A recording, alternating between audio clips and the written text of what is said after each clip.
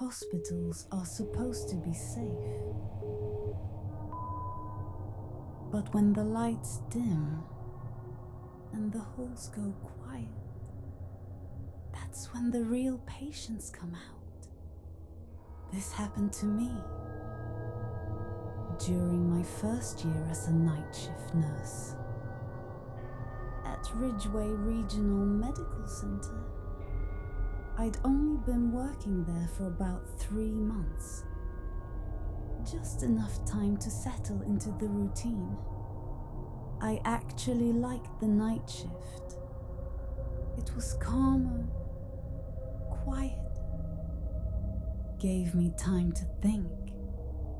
Until that night, and to this day, I refuse to go near room 218. It was a Thursday, 2:47 a.m., the dead zone.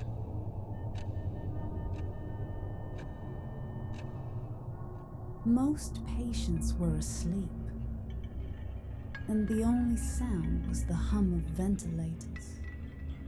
I was doing my rounds, checking vitals, when I noticed it. Room 218's door was slightly open. Now here's the thing. Room 218 wasn't on my roster. In fact, no one had used it in months. The floor supervisor told me it was out of rotation. Too old, too cramped. The last nurse assigned to it quit suddenly. Never said why, but that night, something was inside. The room was freezing.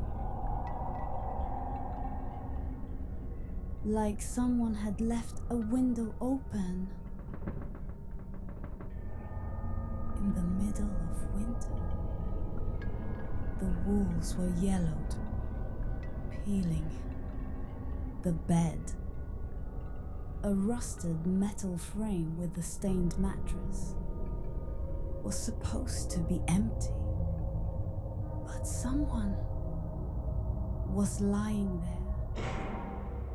An old man, thin, papery skin stretched over bones. His mouth hung open, lips cracked, and his eyes, they were milky, blind, but I swear they followed me. Here's what terrified me. He wasn't on any charts. No wristband, no 4 lines. Just a body, lying perfectly still. Except for those awful, wet breaths.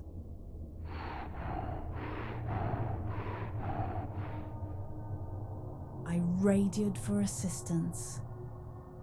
My hands shaking so badly, I nearly dropped the device. When the crash team arrived minutes later, the room was empty.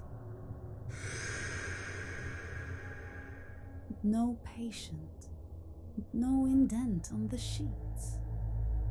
Just that lingering smell of antiseptic and something beneath it, sweet and rotten.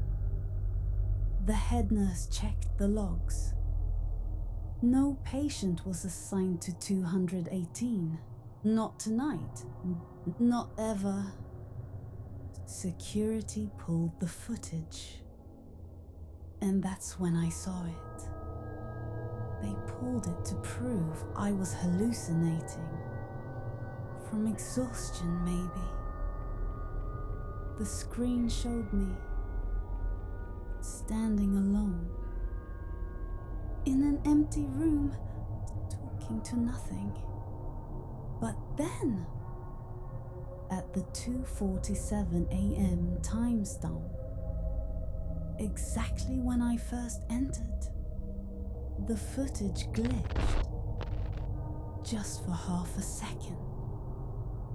And in that glitch, I swear, I saw him sit straight up in the bed and reach toward the camera with hands that looked wrong, too long, too many joints.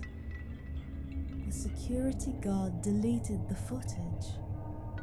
Immediately, the next night, a janitor found handprints on the inside of the door, small, like a child's. But room 218 hadn't been used in years, except once. 10 years ago, a patient, an elderly man with late-stage dementia, was left there during a blackout.